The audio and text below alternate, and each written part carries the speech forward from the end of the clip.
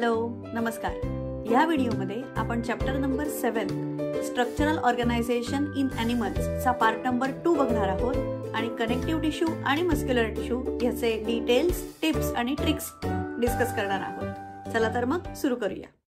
Connective टिश्यूचे जे काही markings आहेत ते तुम्ही नोट डाऊन करून घेऊ शकता आणि मग आपण त्याचे टाइप्स काय आहेत ते डिटेलमध्ये बघूया. सर्वात आधी बघूया की कॅरेक्टरिस्टिक्स ऑफ कनेक्टिव्ह टिश्यू किंवा फीचर्स ज्याला म्हणतो ते काय आहेत. तर as the name suggest, connective tissue is basically the tissue which helps in connecting different organs and organ systems to each other. So आपण जे 7 टाईपचे कनेक्टिव्ह टिश्यूज बघितले त्याच्यापैकी एक्सेप्ट ब्लड बाकी सगळ्या कनेक्टिव्ह टिश्यूज जे आहेत ते special type of fibres secrete करतात. हे कोणते फायबर्स आहेत तर ते 2 प्रकारचे फायबर्स असतात. एक म्हणजे इलॅस्टिन फायबर आणि दुसरं म्हणजे collagen fibre. Collagen fibre gives strength to the entire tissue आणि elastin fibre gives flexibility to the particular connective tissue. Okay, so collagen fibre हे मेनली मसल्समध्ये, टेंडन्समध्ये, लिगामेंट्समध्ये, कार्टिलेजमध्ये जास्त प्रमाणात असतात आणि बोन्समध्ये ऑब्व्हियसली हे प्रेझेंट असतात. आणि इलॅस्टिन फायबर्स असतात ते सुद्धा mainly areolar connective tissue, adipose connective tissue आणि टेंडन्स आणि लिगामेंट्समध्ये थोड्याफार प्रमाणात प्रेझेंट असतात. आपण त्यांचे डिटेल्स बघूया. ह्या कनेक्टिव्ह टिश्यूमध्ये 4 प्रकारचे सेल्स आणि 2 प्रकारचे फायबर्स प्रेझेंट असतात.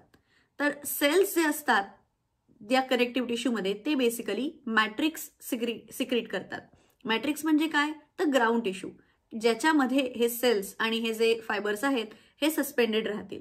आपण इथे बघूया मॅक्रोफेजेस, फायब्रोब्लास्ट, त्याच्यानंतर फॅट स्टोरेज एरिया आहे इन द ॲडिपोज कनेक्टिव्ह टिश्यू आणि आपल्याला हे ब्ल्यू कलरचे आणि येलो कलरचे फायबर्स दिसत आहेत.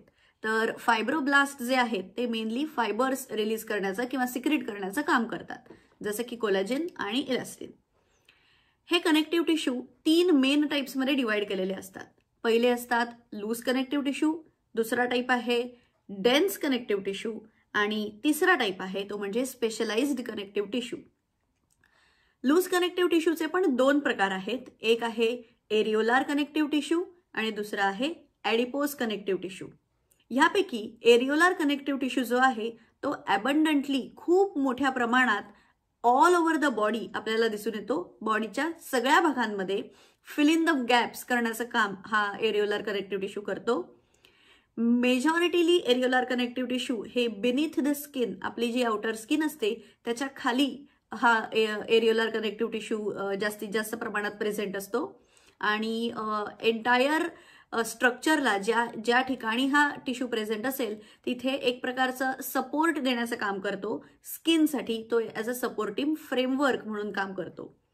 त्याचप्रमाणे याचं जे मॅट्रिक्स आहे किंवा ग्राउंड सबस्टन्स आहे हा सेमी फ्लुइड फॉर्ममध्ये असतो, ना कम्प्लिटली सॉलिड ना कम्प्लिटली लिक्विड. त्यानंतर ह्या एरिओलार कनेक्टिव्ह टिश्यूमध्ये फायब्रोब्लास्ट नावाचा जो सेल असतो तो सेल मेनली हे फायबर्स सिक्रेट करण्याचं काम करतात. कोणते फायबर्स? कोलॅजन आणि इलॅस्टिन. त्याचबरोबर मॅक्रोफेजेस असतात जे जर्म्स किंवा अटॅकिंग सेल्सना डिस्ट्रॉय करण्याचं काम करतात. त्याचबरोबर मास्ट सेल असतात जे मॅट्रिक्स रिलीज करण्याचं काम करतात. आणि दुसरा type of loose connective tissue आहे तो म्हणजे ॲडिपोज कनेक्टिव्ह टिश्यू. इथे ॲडिपोजचा अर्थ होतो फॅट. सो बेसिकली जे टिश्यूज फॅट स्टोअर करतात, जो प्रकारचा कनेक्टिव्ह टिश्यू फॅट स्टोअर करतो त्याला म्हणतात ॲडिपोज कनेक्टिव्ह टिश्यू. हे ॲडिपोज कनेक्टिव्ह टिश्यू सुद्धा beneath the skin, below the areolar connective tissue present असतात. जर आपण 2 स्टेजेस बघितल्या ॲडिपोज कनेक्टिव्ह टिश्यूच्या तर अर्ली स्टेजेसमध्ये म्हणजे न्यूबॉर्न बेबीजमध्ये आपल्याला ते असे छान गुलाबीसर लाल कलरची त्यांची स्किन दिसते. सो हे जे ॲडिपोज कनेक्टिव्ह टिश्यूज असतात ते त्या बेबीजमध्ये इमॅच्युअर असतात, वेरॅज ॲडल्ट्समध्ये हे ॲडिपोज कनेक्टिव्ह टिश्यूज मॅच्युअर असतात. त्यानंतर दुसरा प्रकार आहे कनेक्टिव्ह टिश्यूचा तो म्हणजे डेन्स कनेक्टिव्ह टिश्यू. या डेन्स कनेक्टिव्ह टिश्यूमध्ये मेनली आपल्याला टेंडन्स आणि लिगामेंट्स हे 2 प्रकार दिसून येतात. हे dense connective as a name suggest, हे डेन्स कनेक्टिव्ह टिश्यू हे कॉम्पॅक्टली अरेंज्ड असतात, कॉम्पॅक्टली पॅक्ड असतात. मग टेंडन्स आणि लिगामेंट्समध्ये त्यांची वेगवेगळी अरेंजमेंट असते. टेंडन्स जे असतात ते मेनली मसल्सना त्यांच्या आजूबाजूला असलेल्या बोन्सशी कनेक्ट करण्याचं काम करतात. आणि जे लिगामेंट्स असतात हे लिगामेंट्स मेनली बोन्स आणि बोन्स या दोघांमध्ये जे जॉईंट असतो त्या जॉईंटमध्ये ज्या प्रकारचे कनेक्टिव्ह टिश्यू प्रेझेंट असतात त्यांना लिगामेंट असं म्हणतात. So tendons connect muscle to bone आणि ligaments connect bone to bone. ह्या डेन्समध्ये सुद्धा दोन प्रकार आहेत. एक आहे डेन्स रेग्युलर कनेक्टिव्ह टिश्यू आणि दुसरा आहे डेन्स इररेग्युलर कनेक्टिव्ह टिश्यू. हे रेग्युलर आणि इररेग्युलर कशाच्या बेसिसवर आहे तर basically arrangement of the fibre present in the connective tissue. या फायबर्सची अरेंजमेंट कशा प्रकारची आहे त्यानुसार हे रेग्युलर किंवा इररेग्युलर या दोन भागांमध्ये डिवाइड केलेले आहेत. डेन्स रेग्युलरमध्ये कोलॅजिन फायबर्स जे असतात ते रोज मध्ये प्रेझेंट असतात. So in between the rows properly आपल्याला बंडल्स दिसून येतात. Whereas dense irregular connective tissue मध्ये फायब्रोब्लास्ट जे असतात ते हे फायबर्स सिक्रीट करतात आणि बेसिकली ते स्कॅटर्ड असतात in the ground substance. So वेगवेगळ्या प्रकारे ते अरेंज केलेले असतात आणि मेनली हे डेन्स इररेग्युलर कनेक्टिव्ह टिश्यू आपल्याला स्किन मध्ये दिसून येतात. वेरॅज स्पेशलाइज्ड कनेक्टिव्ह टिश्यू मध्ये दोन मेन, खरं तर तीन येतात, कार्टिलेज, बोन आणि ब्लड. पण ब्लड आपण सेपरेटली शिकणार आहोत. सो इथे आपण कार्टिलेज आणि बोन यांचा डिफरन्सही बघू आणि त्यांचे कॅरेक्टरिस्टिक्सही बघू. कार्टिलेजमध्ये मॅट्रिक्स किंवा ग्राउंड सबस्टन्स जो आहे तो सॉलिड असतो आणि प्लायेबल असतो. प्लायेबल म्हणजे कॅन बी बेंट, म्हणजे तो वळू शकतो किंवा तो बेंट होऊ शकतो. वेरॅज बोन्समध्ये हा हार्ड आणि नॉन प्लायेबल असतो. बोन्स हे कधीही वाकू शकत नाहीत, कार्टिलेज वाकू शकतं. त्याच्यानंतर हे जे प्लायबिलिटी आहे ही बेसिकली कॉम्प्रेशनला रेजिस्ट करते. पुढचा पॉइंट घेतला तर जे सेल्स प्रेझेंट असतात कार्टिलेजमध्ये त्याला कॉन्ड्रोसाइट्स असं म्हणतात आणि बोन्समध्ये जे सेल्स प्रेझेंट असतात त्याला ऑस्टिओसाइट्स असं म्हणतात. आणि हे जे ऑस्टिओसाइट्स असतात हे एका स्पेशल प्रकारच्या कॅव्हिटीमध्ये प्रेझेंट असतात.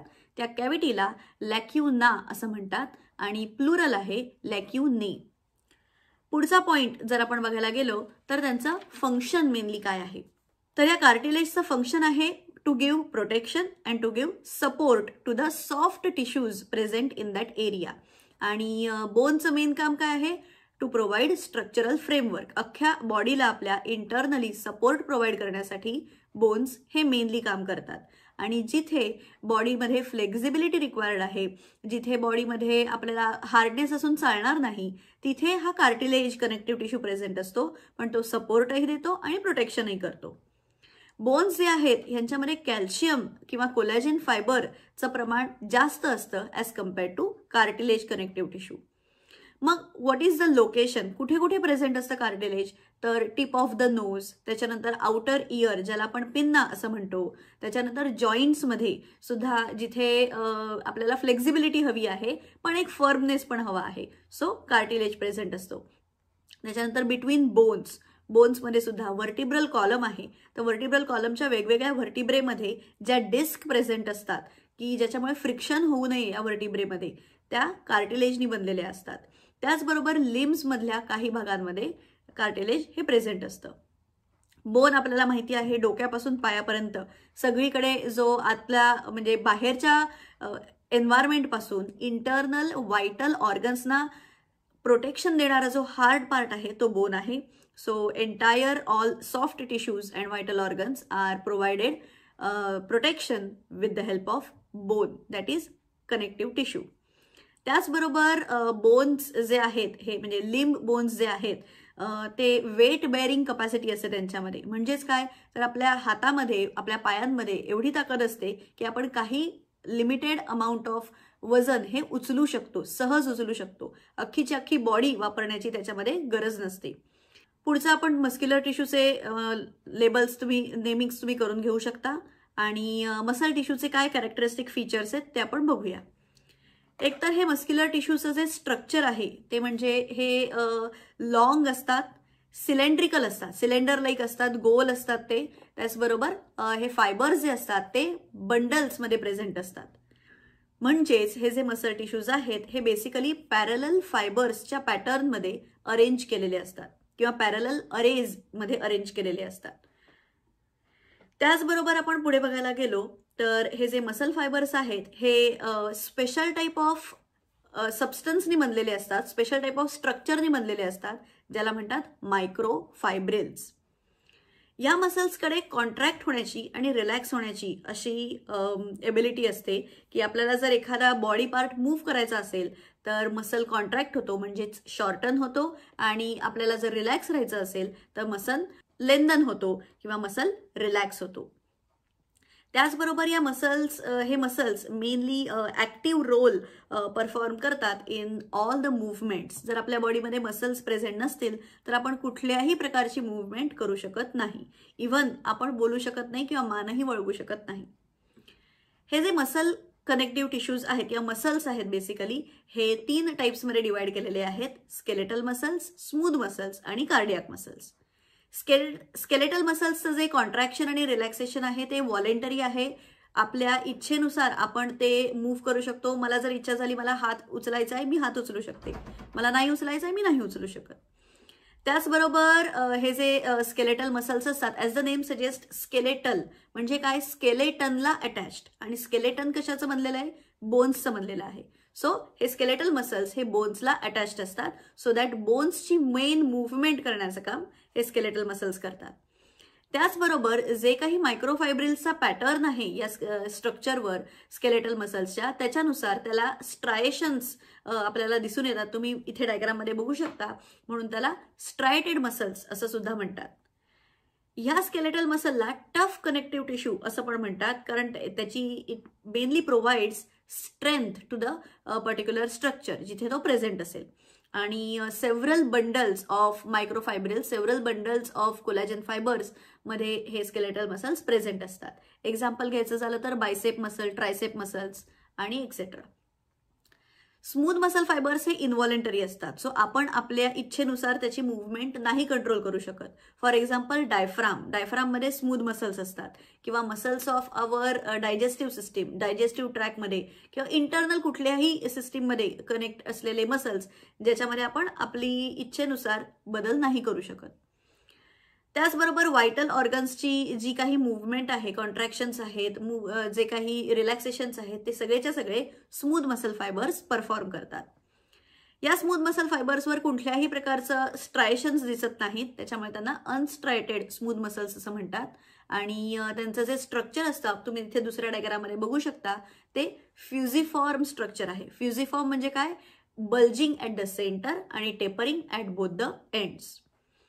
त्याचबरोबर हे जे सेल्स आहेत ते बेसिकली सेल जंक्शन्स जे एपिथेलियल टिश्यूजमध्ये असतात त्यांना होल्ड करण्याचं काम सुद्धा हे स्मूथ मसल्स करतात. एक्झाम्पल घ्यायचं झालं तर मसल्स ऑफ स्टमक. आणि कार्डियाक मसल्स तिसरा पार्ट आहे. कार्डियाक म्हणजे heart, related to heart. So obviously हार्टची मूव्हमेंट आपण आपल्या इच्छेने नाही कंट्रोल करू शकत, so they are also involuntary muscles. आणि त्यांच्यामध्ये कॉन्ट्रॅक्टाईल टिश्यूज प्रेझेंट असतात. आपण म्हणू शकतो की हे स्ट्रायटेड आणि अनस्ट्रायटेडचं बेस्ट कॉम्बिनेशन आहे, पण त्यांचा नेचर जो आहे तो इनव्हॉलेंटरी आहे. सो त्यांच्या सेल्समधले जे जंक्शन्स आहेत ते एकमेकांना कनेक्ट होतात, सो दॅट अख्खाच्या अख्खा बंच किंवा अख्खाच्या अख्खा हार्ट मसलचं युनिट अख्खाच्या अख्खा heart muscle as a single unit म्हणून काम करू शकेल. आणि ह्या सेल जंक्शन्सना इंटरकॅलेटेड डिस्क्स असं म्हणतात. तुम्ही या तिसऱ्या डायग्राममध्ये बघू शकता. हे जे फायबर्स आहेत, मसल फायबर्स, ते एकमेकांना कनेक्टेड आहेत. त्याचबरोबर हे जे कार्डियाक मसल्स आहेत हे ओनली हार्टमध्ये प्रेझेंट असतात, बाकी दुसरीकडे कुठेही नाही. हा होता चॅप्टर नंबर 7चा पार्ट नंबर 2. इथे आपण ॲनिमल टिश्यूचं जे काही डिस्कशन आहे ते कम्प्लीट केलेलं आहे.